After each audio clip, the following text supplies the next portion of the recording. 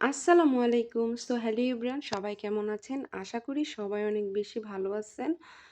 তো আপনাদের মাঝে আরেকটি কেক ডেকোরেশন ভিডিও নিয়ে আসলাম।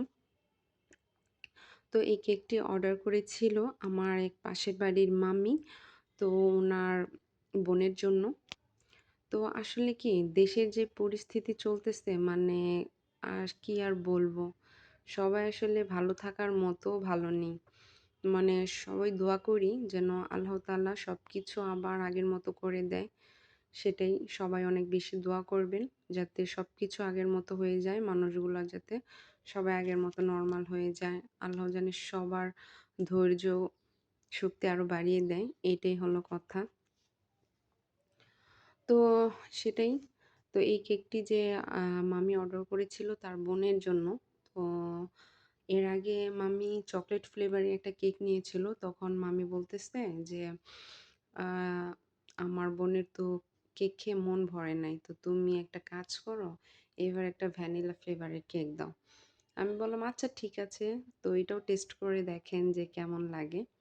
তো এটাই তো তো বলল যে, "তুমি সিম্পল ভাবেই দিয়ে দাও। মানে অল্প ডিজাইন দিয়ে।" তো আমি কি তো আমি আমার মতো করেই অল্প ডিজাইনের মধ্যেই কেকটা কমপ্লিট করলাম। তো এই তো এখন আমার বর্ডারের কাজ চলতেছে।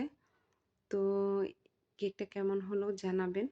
আর এই তো উপরে একটা টপার দিয়ে দিলাম। আর ভালো লাগলে অবশ্যই লাইক, কমেন্ট, শেয়ার করে আমার পাশে থাকবেন। আর সবাই অনেক বেশি ভালো থাকবেন। সবাই সবার জন্য দোয়া করবেন যাতে সবাই অনেক বেশি ভালো থাকে।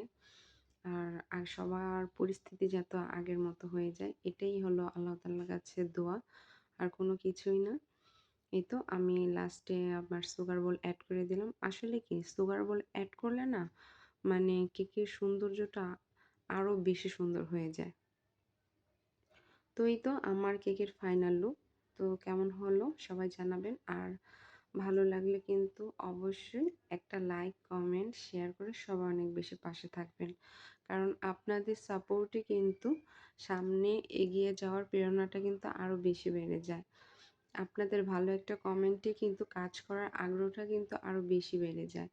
এতে আমরা আরো বেশি উৎসাহিত হই। তো সবাই ভালো থাকবেন আর সবাই সবার জন্য অনেক বেশি দোয়া করবেন। আল্লাহ হাফেজ।